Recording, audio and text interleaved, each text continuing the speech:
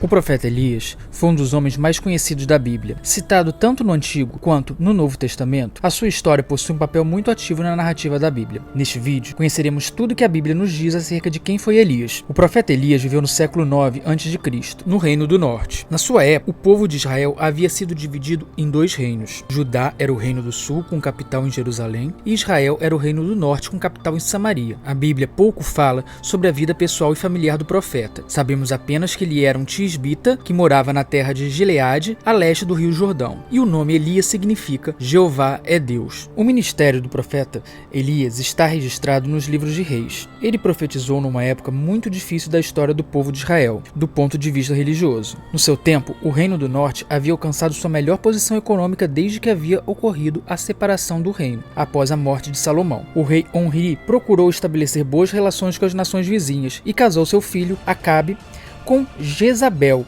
filha de Etbal, que era o rei dos Sidônicos. E foi esse casal, Acabe e Jezabel, que introduziu em Israel a adoração ao deus Baal, com Acabe se encarregando até de construir um templo para Baal em Samaria. Neste contexto turbulento de idolatria e paganismo, Elias foi chamado para servir como porta-voz de Deus. Ele recebeu a responsabilidade de lembrar aos israelitas que eles eram o povo do Senhor. E vamos conhecer agora, de forma mais detalhada, os episódios que marcaram o ministério do profeta Elias. Um importante evento de seu ministério foi quando Elias anunciou que haveria uma grande seca. Baal era o deus da vida e da fertilidade. Logo, tal seca representava um ataque direto à suposta capacidade desse ídolo de controlar as condições do tempo. Após realizar essa profecia, Elias recebeu recomendações divinas para que se retirasse para o Oriente, escondendo-se junto ao ribeiro do Querite. Nesse lugar, Elias foi sustentado milagrosamente. A água vinha do próprio ribeiro e o pão e a carne eram trazidos por corvos. Após o ribeiro secar por conta da severa seca, Elias foi instruído a ir até Sarepta e que lá ele seria sustentado por uma viúva. Num primeiro instante, imagina-se que a viúva que sustentaria o profeta seria uma mulher de posse. Entretanto, a sequência do texto bíblico nos revela a situação precária em que essa mulher vivia. De forma milagrosa e providencial, Deus multiplicou a reserva de farinha e azeite da viúva até que a chuva voltasse a cair sobre a terra. Ainda no mesmo capítulo temos o registro da enfermidade que acometeu o filho da viúva e o acabou matando. Ela pensava que a presença do profeta como um homem de Deus havia traído a atenção divina para o seu pecado. E então houve um acontecimento que serviria como uma grande prova da identidade de Elias como profeta do Senhor.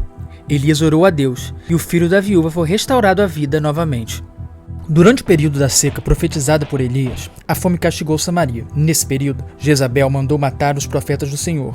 Porém, havia um homem chamado Obadias, oficial de Acabe, que conseguiu esconder algum dos profetas. Obadias também foi o responsável em intermediar o encontro entre Elias e Acabe. Acabe culpava Elias da miséria em Israel, mas o profeta deixou claro que ele e sua família é que eram os verdadeiros culpados. Eles tinham pecado contra o Senhor, especialmente por causa da idolatria. Então Acabe pergunta para Elias: é você mesmo, o perturbador de Israel? E Elias responde: eu não tenho perturbado Israel, mas tu, por deixar os mandamentos do Senhor, sim. Agora, pois, manda juntar a mim toda Israel no Monte Carmelo, como também os 450 profetas de Baal e os 400 profetas de Aserá, que comem da mesa de Jezabel. Acabe convocou todo o povo de Israel e os reuniu no Monte Carmelo. Elias mandou que trouxessem 2 novilhos e lançou um desafio. Os 450 profetas de Baal que estavam presentes deveriam matar um dos novilhos, montar um altar e depois clamar para que Baal acendesse o fogo, para consumir esse novilho. Elias faria a mesma coisa com outro novilho, mas clamaria ao Senhor, Deus de Israel, para mandar o fogo.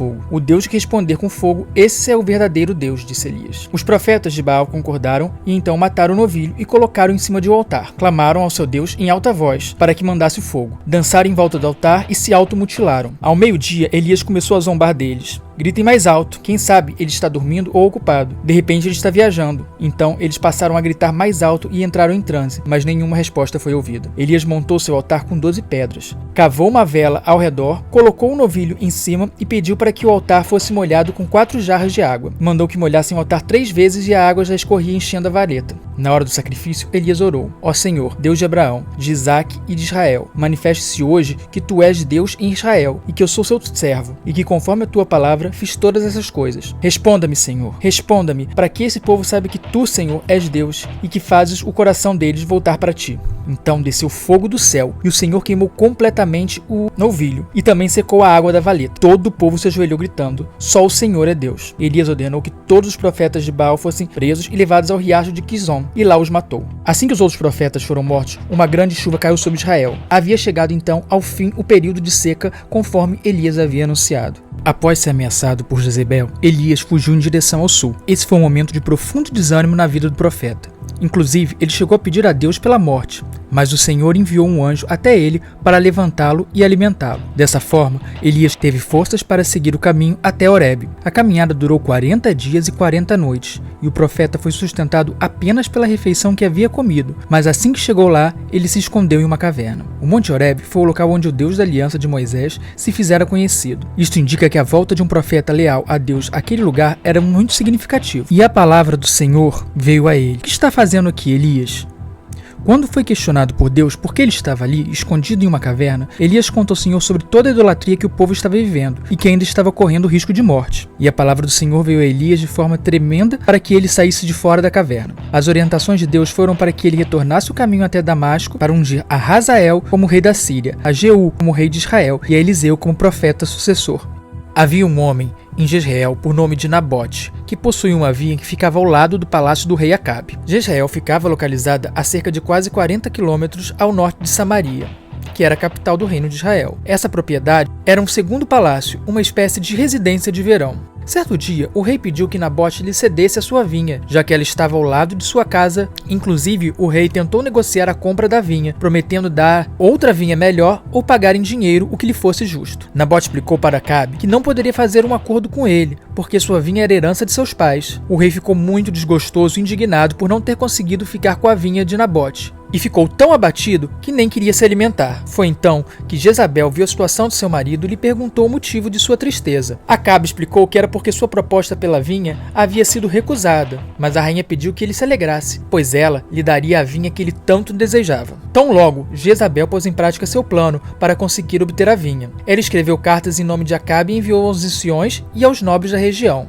A carta, que havia sido selada com o sinete real, convocava um jejum e ordenava que Nabote fosse trazido à frente do povo. Com isso, a rainha estava provocando grande apreensão entre os habitantes de Jezreel, pois ao convocar um jejum, ela estava indicando ao povo que todos estavam diante de uma crise iminente causada por uma grande transgressão. A rainha também providenciou que 2 homens testemunhassem falsamente contra Nabote. A lei mosaica determinava que uma acusação precisava ser sustentada por pelo menos 2 testemunhas. Os 2 homens acusaram Nabote de blasfemar contra Deus e contra o rei. A pena para quem amaldiçoasse a Deus era a morte por apedrejamento. E foi assim que aconteceu. Após ter sido acusado falsamente, foi levado para fora da cidade e foi apedrejado até a morte. Além disso, seus filhos também foram mortos, garantindo que não houvesse mais nenhum herdeiro da vinha vivo. Quando a rainha recebeu a notícia de que seu plano havia sido um sucesso, logo foi avisar a Acabe que a vinha agora poderia ser tomada. Então, rapidamente, o rei de Israel se levantou e foi tomar posse da vinha. Então, a palavra do Senhor veio ao profeta Elias. Deus ordenou que o profeta fosse se encontrar com Acabe e denunciasse o seu pecado. Através do profeta, Deus anunciou que no mesmo lugar em que os cães lamberam o sangue de Nabote, também lamberiam o sangue de Acabe, bem como Jezabel também seria devorada por cães dentro dos muros de Jezreel. Deus ainda prometeu acabar com a linhagem de Acabe. Diante da palavra de juízo divino trazida por Elias, Acabe mudou de atitude. Ele ficou apavorado, rasgou suas vestes e cobriu-se com um pano de saco. No Antigo Testamento, esse comportamento era característico de profunda humilhação, lamentação e arrependimento. Então, em forma de misericórdia, o Senhor olhou para a humilhação do rei. Por isso ele resolveu adiar por uma geração o seu juízo sobre a casa de Acabe. Apesar disso, a sentença de uma morte desonrosa tanto para Acabe quanto para Jezabel foi cumprida. Acasias subiu ao trono de Israel, sucedendo Acabe, seu pai. Em uma determinada ocasião, Acasias sofreu um acidente que o deixou aleijado. Prontamente, ele tentou buscar auxílio no deus pagão, chamado Baal-Zebude. Acasias desejava saber se poderia se recuperar de seu problema, mas Elias interceptou os mensageiros de Acasias e ordenou que voltasse ao rei avisando que ele havia ignorado o Deus de Israel e que certamente morreria. Elias havia dito: "Você não tem Deus em Israel? Consulta a Baal-Zebub. Da cama que subistes não descerás, mas sem falta morrerás." Revoltado, Acasias deu ordem para que o profeta Elias fosse preso. Ele enviou um capitão com 50 soldados ao encontro de Elias, que estava no cume do monte. No entanto, todos eles acabaram consumidos pelo fogo que desceu do céu. Acasias enviou outro capitão com 50 soldados, e também foram consumidos com o fogo. Insistente, Acasias enviou mais um capitão com seus soldados. Esse último capitão subiu ao encontro de Elias e suplicou por sua vida e pela vida de seus soldados. O profeta Elias então o acompanhou e foi à presença do rei para transmitir pessoalmente a sua mensagem. Assim como Elias havia predito, Acasias não se recuperou e morreu. O final do ministério de Elias está registrado em 2 Reis, capítulo 2. Eliseu e alguns dos outros profetas perceberam que o ministério do profeta Elias estava chegando ao fim e que ele os deixaria.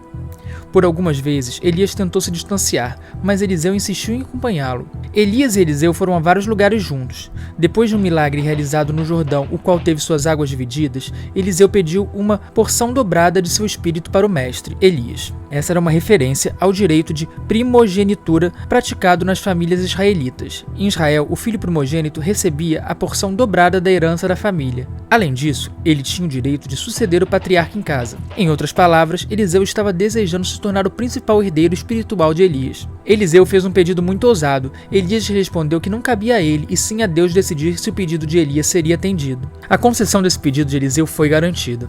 Eliseu viu Elias ascender ao céu em um rodamuinho escoltado num carro de fogo com cavalos de fogo. A história de Elias nos confronta com a poderosa mensagem de que a fé inabalável, a coragem e a confiança em Deus podem nos levar a nossos limites. Elias enfrentou adversidades, perseguições e momentos de desânimo, mas permaneceu firme em sua devoção ao Senhor. Ele testemunhou o poder de Deus de uma forma extraordinária, desde o fogo que o consumiu ao altar no Monte Carmelo até a voz suave que o encontrou na caverna solitária. Nos ensina que não estamos sozinhos em nossa jornada espiritual. Assim como Deus cuidou de Elias em cada momento, Ele também está conosco em nossos desafios e nossas lutas. Ele ouve nossas orações, nos fortalece quando estamos fracos e nos renova quando estamos cansados. Podemos encontrar conforto na certeza de que, assim como Elias experimentou a provisão divina, também seremos sustentados e guiados em nossa jornada. Além disso, a história de Elias nos inspira a defender a verdade e a justiça, assim como Elias confrontou corajosamente os falsos profetas e proclamou a soberania de Deus. Somos chamados a ser luz em meio à escuridão, a desafiar as estruturas de injustiça e a compartilhar o amor e a graça de Deus com o mundo ao nosso redor. Que a história de Elias permaneça como um farol em nossas vidas, nos lembrando do poder e da fidelidade de Deus, que sejamos encorajados a confiar nele, mesmo nas situações mais difíceis, e perseverar em nossa fé e a buscar a sua vontade. Que sejamos fortalecidos pelo exemplo de Elias, que sua história ecoe em nossos corações e nos lembre sempre que servimos a um Deus vivo e poderoso que está sempre ao nosso lado, capacitando-nos e nos guiando. Amém. Não esqueça de deixar seu like e seguir no canal. Até a próxima!